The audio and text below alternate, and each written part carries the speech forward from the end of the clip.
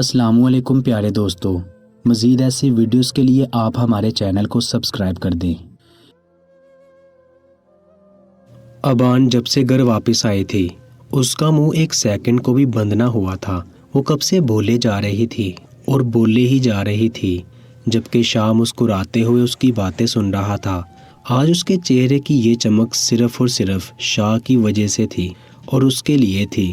شاہ بڑے مزے سے ابان کی ساری باتیں سن رہا تھا، جبکہ کبھی وہ اپنے پیروں کی پازیب چھنکا رہی تھی تو کبھی اپنے چوچو کو پیار کرنے میں مصروف تھی۔ اس نے ایک بار بھی شاہ کے چہرے کی طرف دیکھنے کی زحمت نہ کی، وہ تو صرف اور صرف اپنے چوچو کو دیکھنے میں مصروف تھی۔ شاہ کب سے اس کا اپنے آپ کو اگنور کرنا برداشت کر رہا تھا۔ بانی جانو اب اسے پنجرے میں ڈال دو، کب تک اسے ایسے ہی ہاتھ میں لیے بیٹھی رہو گی؟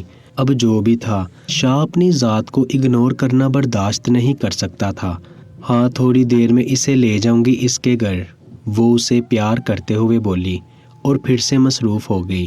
ابان، ایک بار میری بات سمجھ میں نہیں آ رہی کہ میں کیا کہہ رہا ہوں؟ شاہ غصے سے دھاڑتے ہوئے بولا، جبکہ اس کے اس طرح سے غصے کرنے سے ابان سہم کر رہ گئی۔ ان چند ہی دنوں میں اسے شاہ کے غصے کی بالکل بھی عادت نہ رہی تھی۔ ابان فوراً اٹھی اور چوچو کو اس کے پنجرے میں ڈالنے کے لیے کمرے سے باہر جانے لگی۔ 2 منٹ میں واپس آؤ، وہ پھر غصے سے بولا۔ ابان جی بولتی فوراً کمرے سے باہر بھاگ گئی۔ شاہ کے غصے کا سوچ کر وہ فوراً چوچو کو پنجرے میں ڈال کر کمرے میں واپس آ گئی، جبکہ شاہ اس کے اس طرح سے واپس آنے پر مسکرایا اور اسے اپنے پاس بیڈ پر بیٹھنے کا اشارہ کیا۔ وہ منہ کے ڈیزائن بناتی آ کر اس کے پاس بیٹھ گئی۔ ناراض ہو گئی مجھ سے؟ شاہ نے پیار سے پوچھا۔ وہ کچھ نہیں بولی، بس منہ دوسری طرف کیے دیکھتی رہی۔ ابان، آج ہی تو ہماری دوستی ہوئی ہے، اور اگر تم سارا وقت چوچو کے ساتھ گزارو گی تو یہ دوستی پیار میں کیسے بدلے گی؟ شاہ نے آہستہ آہستہ اسے اپنے غصے کا مطلب سمجھایا، جبکہ ابان اسے گھور رہی تھی۔ وہ سب کچھ جو اس نے اس کی دوستی کے لیے کیا تھا، وہ دوستی کے لیے نہیں بلکہ دوستی سے نیکسٹ سٹیپ یعنی کہ پیار کے لیے کیا تھا۔ اگر آپ ایسے ہی مجھ پر چلاتے رہے اور غصہ کرتے رہے تو میں آپ سے دوستی بھی توڑ دوں گی، ابان نے دھمکی دی، جبکہ اس دھمکی پر شاہ نے اسے گھور کر دیکھا، یعنی کہ اس کی اتنی ساری محنت صرف ایک غصے کی مار تھی۔ شاہ نے فوراً اپنے دونوں ہاتھوں سے اپنے کان پکڑے اور اسے سوری بولا، کہیں وہ اس سے دوستی توڑ ہی نہ دے۔ ابان نے نخرے دکھاتے ہوئے آخر اسے معاف کر ہی دیا، لیکن پھر شاہ کا فون بجنے لگا۔ اس کا گال زور سے چوم کر وہ فون اٹھا کر باہر نکل گیا، جبکہ ابان ابھی تک اسے سمجھانا چاہتی تھی کہ دوستی میں یہ کرنا الاؤ نہیں ہوتا۔ کیا ہو گیا ہے تمہیں گنوا؟ اتنی سی بات کو لے کر اتنا بڑا ایشو بنا رہی ہو؟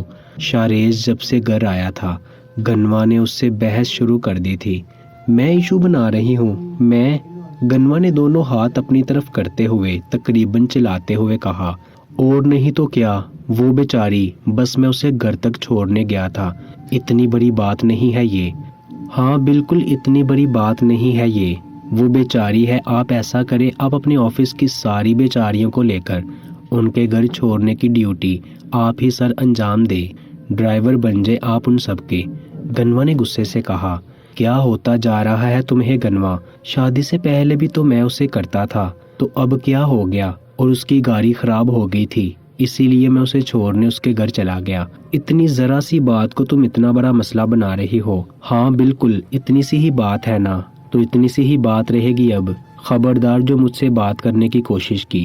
وہ پاؤں پٹکتی کچن میں چلی گئی، جبکہ پاس بیٹھی پاپ کارن کھاتی اماں جو ان ٹام اینڈ جیری کی لڑائی کو انجوائے کر رہی تھی بدمزہ ہو گئی۔ دیکھیے نا، آپ ذرا سی بات پر ناراض ہو کر چلی گئی ہے، اس نے اماں کے پاس بیٹھتے ہوئے کہا۔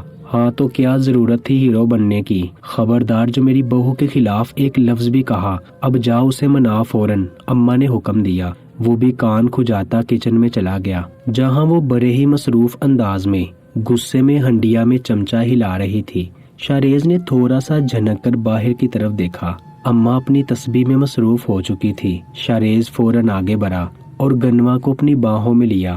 میں کہتی ہوں چھوڑ دے مجھے، نہیں تو۔ اس نے اپنے ہاتھ میں چھری لیتے ہوئے اسے ڈرایا۔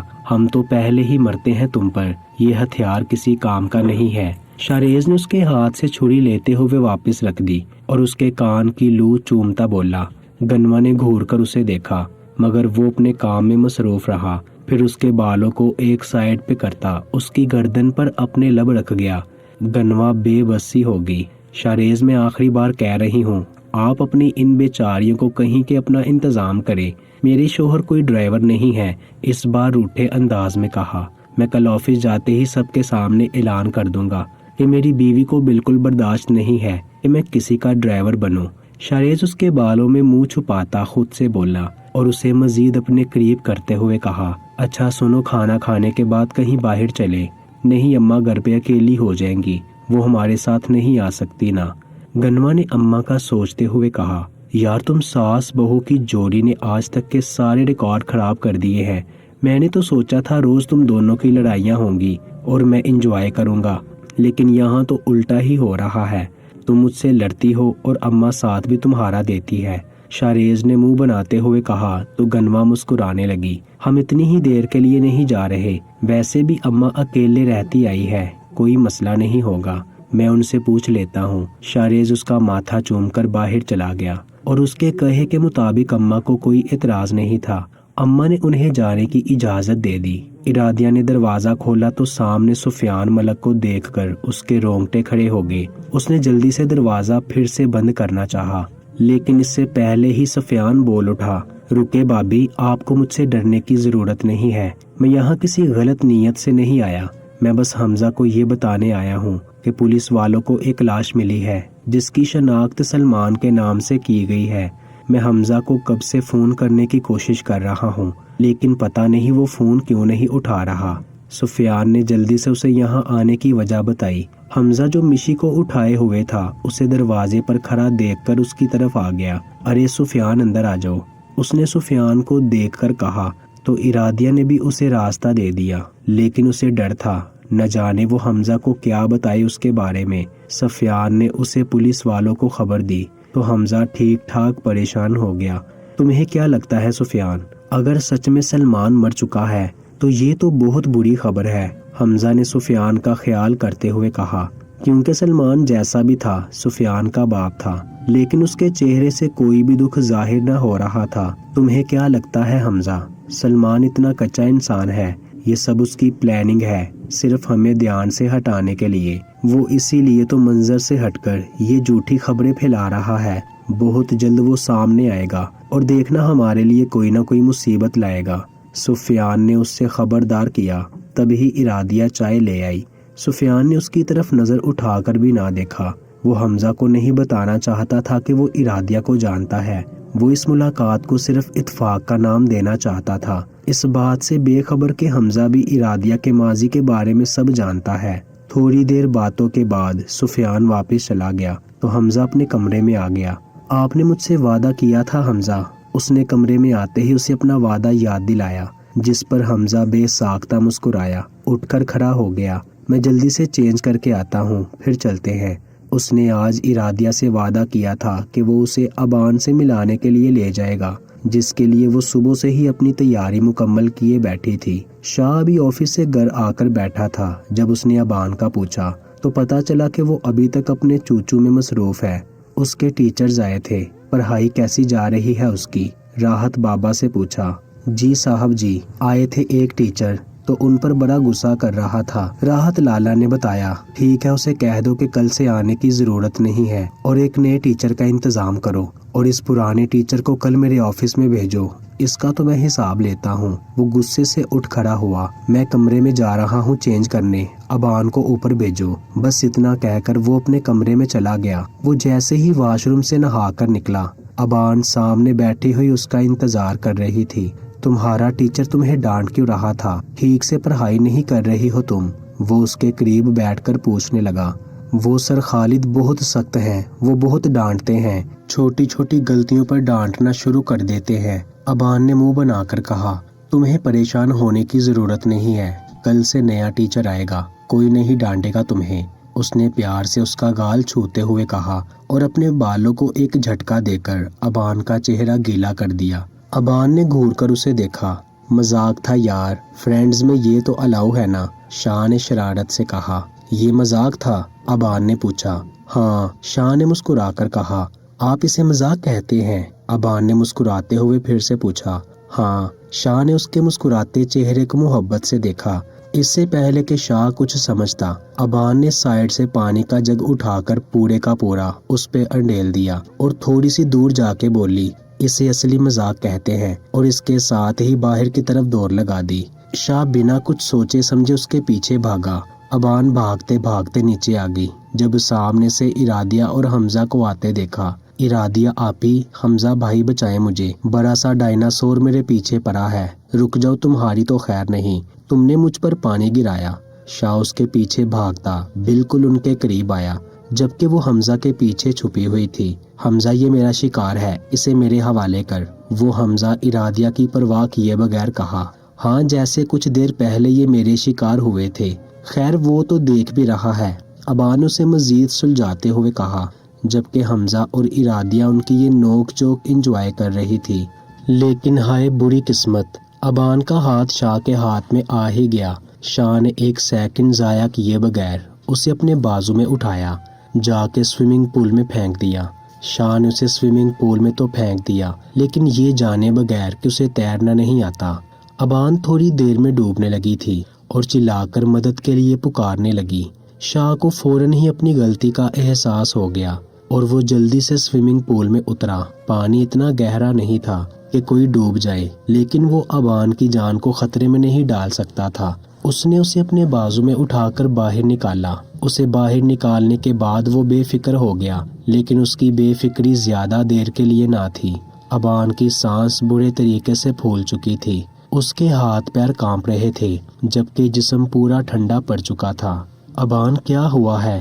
تم ٹھیک تو ہو؟ اسے یقین تھا کہ وہ پانی میں نہیں ڈوبے گی، کیونکہ وہ صرف 4 فٹ کا سوئمنگ پول تھا، لیکن پھر بھی ابان کی خراب ہوتی حالت کو دیکھ کر سب بری طرح گھبرا گئے۔ ابان کی چلتی سانسیں رکنے لگی۔ ابان نے سینے پر ہاتھ رکھا، اس کی سانس اٹکنے لگی تھی۔ اس کی حالت دیکھ کر شاہ کے ہاتھ پیر پھولنے لگے، جبکہ ارادیہ نے اس کی حالت دیکھ کر فوراً ہی کہہ دیا، ڈاکٹر نے اس کا دل کمزور بتایا تھا۔ ڈاکٹر کی بات کو یاد کرتے ہوئے شاہ فوراً اسے اٹھا کر ہسپتال کی طرف بھاگا۔ بوس نے اسے اپنے آفس میں بلایا تو وہ فوراً ہی اٹھ کر چلا گیا، کیونکہ وہ ابھی اپنا کام سمیٹ کر فارغ ہوا تھا۔ اجازت مانگ کر وہ اندر آیا۔ مبارک ہو شاریز، تم ہمیشہ ہی ہماری کمپنی کا نام بلند کرتے آئے ہو۔ تمہارے لیے ایک بہت اچھی خبر ہے، تمہارا یہاں سے ٹرانسفر ہو رہا ہے، تمہاری خواہش پوری ہو گئی۔ بوس نے مسکراتے ہوئے اسے خوشخبری سنائی۔ سر، آپ یہ کہنا چاہتے ہیں کہ میں کراچی جا رہا ہوں؟ شاریز نے پریشان ہو کر کہا۔ ہاں، تمہارا ٹرانسفر کراچی ہو رہا ہے، بہت بہت مبارک ہو، تمہاری تنخواہ بھی بڑھائی جا رہی ہے۔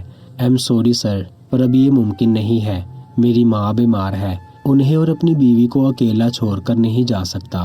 پہلے بات اور تھی، کم از کم میری ماں ٹھیک تھی، اپنے پیروں پر چل سکتی تھی، آگے پیچھے جا سکتی تھی، لیکن اب وہ بیمار ہے۔ ایم سوری، آپ کسی اور کو بھیج دیں، شاریز نے اداس لہجے میں کہا۔ لیکن شاریز، یہ تمہاری خواہش تھی، تمہیں اپنی ماں اور بیوی کی ٹینشن لینے کی بھی ضرورت نہیں ہے، کیونکہ کمپنی تمہیں ایک فلیٹ دے رہی ہے۔ ہاں، تمہیں وہاں پریشان ہونے کی ضرورت نہیں ہے، یہ تمہارے لیے ایک گولڈن چانس ہے، تم اسے گنوا نہیں سکتے، بوس نے اسے سمجھاتے ہوئے کہا۔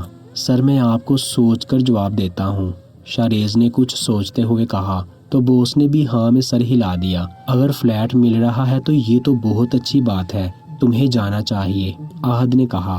دماغ خراب ہو گیا ہے کیا؟ یہاں میرا اپنا گھر ہے، اور اگر میرا اپنا گھر ہے تو میں کیوں فلیٹ میں رہوں؟ تمہیں پتا ہے میں نے اپنا گھر لینے کے لیے کتنی محنت کی ہے، اور اب یہ گھر چھوڑ کر چلا جاؤں؟ مانا کہ چھوٹا ہے لیکن ہے تو میرا اپنا۔ شاریز، تم یہ مکان بیچ بھی تو سکتے ہو، دوست نے مشورہ دیا۔ نہیں آہد، میری ماں نے کتنی محنت سے اس گھر کو سنوارا ہے، میں اسے چھوڑ کر نہیں جانا چاہتا، لیکن یہ گولڈن چانس مس بھی نہیں کر سکتا۔ شاریز اب بھی پریشان تھا۔ شاریز، میرے خیال میں تمہیں اس بارے میں اپنی ماں اور بیوی سے بات کرنی چاہیے، وہ تمہیں بہتر مشورہ دیں گے، آخر زندگی تم لوگوں نے گزارنی ہے، تم لوگ بہتر جانتے ہو، آہد نے اسے اس کے حال پر چھوڑتے ہوئے کہا۔ شاریز بھی سر ہلا کر اپنے گھر کی طرف چل دیا۔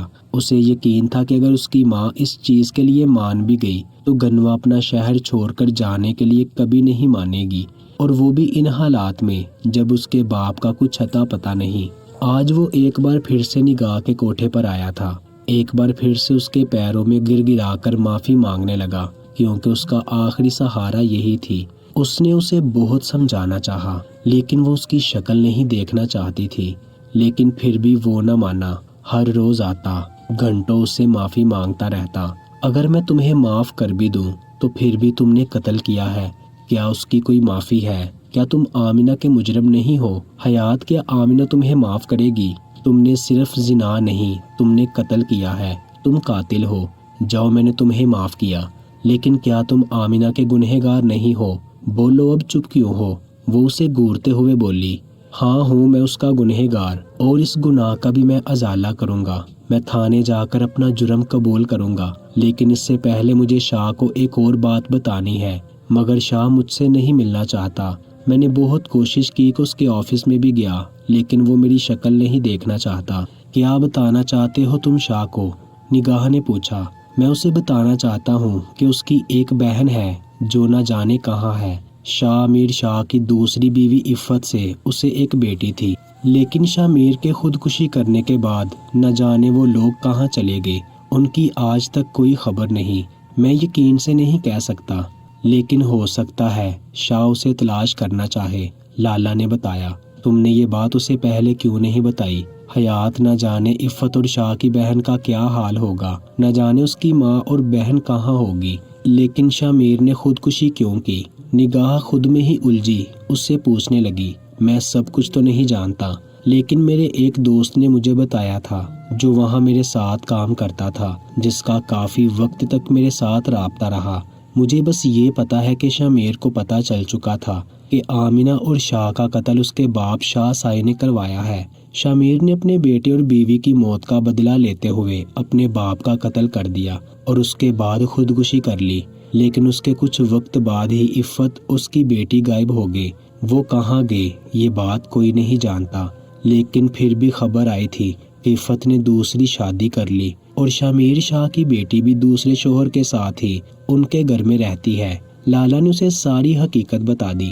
نگاہ جانتی تھی چاہے جو بھی ہو جائے شاہ کبھی بھی اس کی بات پر یقین نہیں کرے گا، اس لیے اس نے شاہ سے ملنے کا فیصلہ کیا۔ اس دن حال میں بھی وہ اس سے نہیں مل پائی، بس دور سے اسے دیکھ کر ہی واپس آ گئی۔ لیکن اب اس نے فیصلہ کیا تھا کہ اسے شاہ سے ملنا ہوگا، کیونکہ شاہ کو پتا ہونا چاہیے کہ اس کی سوتیلی ماں عفت اور اس کی بیٹی اب کہاں ہے، کیونکہ لالا نے اسے بتایا تھا کہ جو کچھ بھی ہوا ہے اس میں شاہ میر کی کوئی غلطی نہیں تھی۔ شاہ میر شاہ عفت سے شادی کر کے خوش نہیں تھا، نہ ہی وہ اس کے قریب گیا اور نہ ہی اسے اپنی بیوی ہونے کا حق سونپا، لیکن عفت نے اسے ہی اپنا سب کچھ مان لیا تھا۔ وہ بچپن سے ہی اس کے نام پر بیٹھی تھی اور بچپن سے ہی اسی کے خواب سجائے تھے، لیکن آمنہ سے محبت میں شاہ میر اپنی بچپن کی منگیتر کو بھول گیا تھا۔ وہ آمنہ کی محبت میں کچھ بھی کرنے کو تیار تھا، لیکن یہ اس کے باپ کی ضد تھی کہ اس کی بیوی ایک خاندانی لڑکی بنے گی۔ اس کے خاندان کا رواج تھا کہ لڑکی کی شادی اس کے بچپن کے منگیتر کے ساتھ ہوگی، اور ایسا ہی ہوا۔ عفت کی عمر 29 سال ہو چکی تھی، لیکن اس کے باپ نے اسے نہ بیاہا، اچھے سے اچھے رشتے کو ٹھکرا دیا اور پھر اسے شاہ میر کے ساتھ ہی بیاہا۔ شاہ میر اس رشتے کو قبول نہیں کرنا چاہتا تھا، لیکن عفت کی دل جوئی اور توجہ نے اسے اپنی طرف راغب کر ہی دیا۔ وہ نہ تو اتنی چالاک عورت تھی اور نہ ہی اس کے باپ کی طرح سازشیں رچانے والی۔ وہ ایک سیدھی سادی سی لڑکی تھی جس نے بچپن سے ہی اپنے دل کی سلطنت پر شاہ میر کو بٹھایا تھا۔ شاہ میر کو جلد ہی یہ بات کا احساس ہو گیا کہ عفت نہ صرف ایک نیک لڑکی ہے بلکہ وہ ایک اچھی بیوی بھی ثابت ہو سکتی ہے۔ شاہ میر نے اسے اپنی بیوی ہونے کا درجہ تو دے دیا، لیکن وہ آمنہ کو نہیں بھول پایا۔ اس نے عفت سے بھی یہی کہا تھا کہ وہ چاہ کر بھی آمنہ کی جگہ کسی عورت کو نہیں دے سکتا۔ عفت تو اس سے محبت کرتی تھی، وہ تو اس کے پیروں میں بیٹھنے کو بھی تیار تھی۔ اس نے شاہ میر سے کبھی بھی آمنہ کی جگہ نہیں مانگی، بلکہ اس نے اپنی جگہ بنا لی۔ شاہ میر شاہ کو بیٹی کی خواہش تو ہمیشہ سے ہی تھی۔ اس سے آمنہ نے کہا تھا کہ اگر انہیں بیٹی ہوئی تو وہ اس کا نام رمشا رکھیں گے۔ شاہ میر کی اسی خواہش کا احترام کرتے ہوئے اپنی بیٹی کو رمشا کا نام دیا، لیکن ایک دن اس نے اپنے باپ کو اپنے کسی خاص دوست کو قصہ سناتے ہوئے سنا جو اس کا پوتا نہ ہونے کا افسوس کر رہا تھا۔ اس نے بتایا کہ کس طرح سے اس نے آمینہ کا قتل کروایا اور اسی میں اس کا پوتا بھی قتل ہو گیا۔ شامیر کو یہ بات پتہ چلی تو وہ غصے سے آگ بگولا ہو گیا۔ غصہ اتنا بڑھ گیا کہ اس نے اپنے باپ کا قتل کر دیا اور اس قتل کے بعد وہ پچھتایا کیونکہ اس نے بہت بڑا گناہ کیا تھا۔ اسی پچھتاوے میں آ کر اس نے ایک اور گناہ کیا، اس نے خودکشی کر لی اور عفت اور رمشا کو دنیا کی ٹھوکروں میں چھوڑ گیا۔ بہت جلد ہی حویلی کے مالکوں کے رشتہ داروں نے حویلی پر قبضہ جما کر ان دونوں کو وہاں سے نکال دیا۔ کچھ سال تک تو عفت کا باپ اس کی بیٹی کو سنبھالتا رہا، لیکن اس کے انتقال کے بعد اس کے بھائیوں نے اس کی شادی کروا دی اور عفت کی اداس اور ویران زندگی کو جہنم بنا دیا۔ ڈاکٹر نے آ کر بتایا کہ ابان کو ہوش آ چکا ہے۔ ڈاکٹر کی یہ بات سن کر جیسے شاہ کی جان میں جان آئی، وہ فوراً ہی ابان کے کمرے کی طرف بھاگا، جبکہ ارادیہ اور حمزہ نے اس کے پیچھے جانا مناسب نہیں سمجھا۔ ابان کو اس طرح سے لیے دیکھ کر شاہ اور اس کے قریب آ کر بیٹھ گیا۔ ابان آئی ایم ریئلی سوری، مجھے نہیں پتا تھا یہ ہو جائے گا، میں تو صرف ایک مذاق کر رہا تھا۔ شاہ بہت شرمندہ تھا، اس کا ہاتھ پکڑ کر اس سے معافی مانگنے لگا۔ شاہ کو اس طرح سے شرمندہ دیکھ کر ابان کو کچھ عجیب سا لگا، اسے کہاں عادت تھی شاہ کو اس طرح کے لہجے کی۔ کوئی بات نہیں، فرینڈ دوستی میں تو یہ چلتا ہی رہتا ہے۔ ابان نے مسکراتے ہوئے اپنی دونوں آنکھیں زور سے بند کی اور پھر کھولی۔ ابان کا آنکھ مارنے کا انداز نرالا تھا، مگر یہ بات شاہ کے علاوہ کوئی نہیں سمجھ سکتا تھا کہ شاہ کی پرنسس کو آنکھ مارنا نہیں آتا۔ پیارے دوستو، آپ ہمارے چینل کو سبسکرائب کرنے کے ساتھ ساتھ بیل آئیکن کو بھی پریس کر دیں۔ شکریہ۔